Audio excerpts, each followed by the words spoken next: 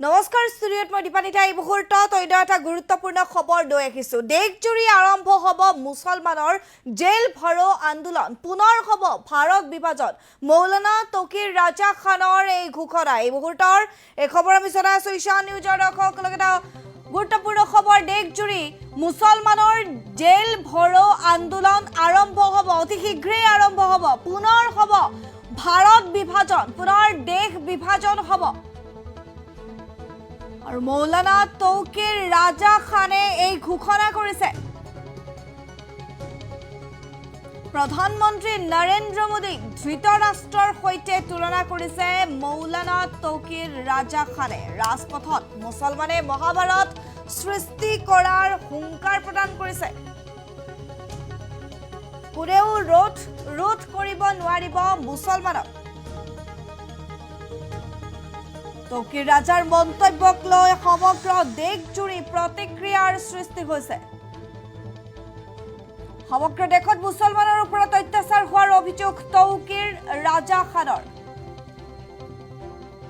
ৰাজাৰ মন্তব্যক লৈ মুছলমান সমাজত উলম্ব বিভাজন। তৌকিৰ ৰাজাৰ মন্তব্যক কেন্দ্ৰ কৰি সাম্প্ৰদায়িক অশান্তিৰ আশংকা কৰা হৈছে। যিটো বিভিন্ন সময়ত বিভিন্ন জন হিন্দু ধৰ্মগুৰুৱে বিভিন্ন ধৰণৰ মন্তব্য কৰা পৰিলক্ষিত হয়, কিন্তু এইবাৰ এগৰাকী মৌলানাই বিশেষ মন্তব্য কৰা পৰিলক্ষিত হৈছে। আমি জনাই আছো দেশজুৰি মুছলমানৰ জেল ভৰো আন্দোলন আৰম্ভ হ'ব বুলি মন্তব্য কৰিছে আৰু তেওঁ কৈছে যে পুনৰ হ'ব ভাৰত বিভাজন, পুনৰ দেশ বিভাজন হ'ব বুলি মন্তব্য কৰিছে তৌকিৰ ৰাজা খানে। प्रधानमंत्री नरेंद्र मोदी धृतराष्ट्र सहित तुलना करेছে। राजपथत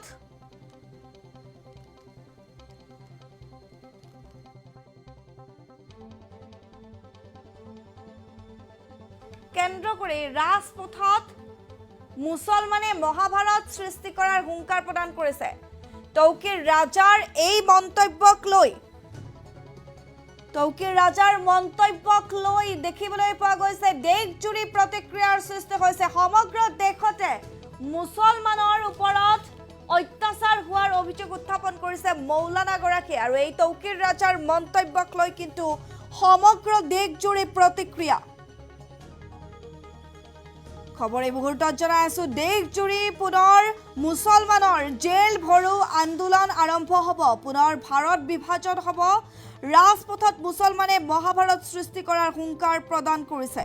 এই মুহূৰ্তত আমি তৌকিৰ ৰাজা খানে কি মন্তব্য আগবঢ়াইছে শুনো আহক। और भाईचारे में यकीन रखने वाले लोग और ख़ास तौर से मुसलमान समाज के लोग, क्योंकि जब तुम हमारे साथ रहना नहीं चाहते, हम कहीं जा नहीं सकते, पाकिस्तान हमें कबूल नहीं करेगा, बांग्लादेश हमें कबूल नहीं करेगा, चाइना हमें कबूल नहीं करेगा, हम कहाँ जाएं? हुकूमत हमारी बात सुनेगी नहीं, हमारी बात मानेगी नहीं। कोर्ट में हमें इंसाफ की अब उम्मीद नहीं रही। कोर्ट से जिस किस्म के फैसले आ रहे हैं, मैं देख रहा हूं कि कोर्ट को नजरअंदाज कर दिया गया है। जुर्म किया है, ऑन दी स्पॉट फैसला हो रहा है। किसी पर इल्जाम लगाया गया, मुजरिम में और मुलजिम में अंतर होता है, आरोपी और अपराधी में अंतर होता है। तो आरोपी के घर पे बुलडोजर चला देना ये अन्याय है। इस किस्म के अन्याय अगर इस हुकूमत में होते रहे तो इस देशव्यापी जेल भरो आंदोलन को रोकना हुकूमत के बस की बात नहीं। और जिस दिन मुसलमान सड़कों पर आएगा उस दिन फिर किसी के कब्जे में नहीं आने वाला है, ये समझ लिया जाए। तो मैं हुकूमत को चेतावनी देता हूँ, ख़ास तौर से नरेंद्र मोदी सरकार को मैं चेता देना चाहता हूं कि अगर उन्होंने अपने इस तरीक़ेकार को फौरी तौर पर दुरुस्त नहीं किया और उनकी खामोशी, तुम सबके प्रधानमंत्री हो, तुम्हारे मुल्क में इस किस्म की बेईमानी हो रही है और तुम खामोश हो, मूक दर्शक बने हुए, अंधे और बहरे बने हुए, ऐसा लगता है तुम महाभारत के धृतराष्ट्र हो।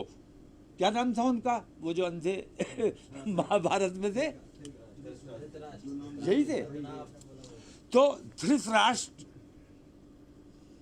की वजह से ही अगर धृतराष्ट्र अंधे और बहरे न बने रहे होते और वो तमाम बेईमानी न देखते रहे होते तो महाभारत ना हुई होती, और अगर नरेंद्र मोदी धृतराष्ट्र की भूमिका से बाहर नहीं आए तो हिंदुस्तान में भी महाभारत होने से कोई बचा नहीं सकता, क्योंकि आतंकवादियों के हौसले बहुत बुलंद हैं और पुलिस और प्रशासन और हुकूमत का सहयोग उनको बराबर मिल रहा है। ये देश के लिए बहुत घातक और बहुत खतरनाक बात कि एकता और भाईचारे में यकीन रखने वाले लोग।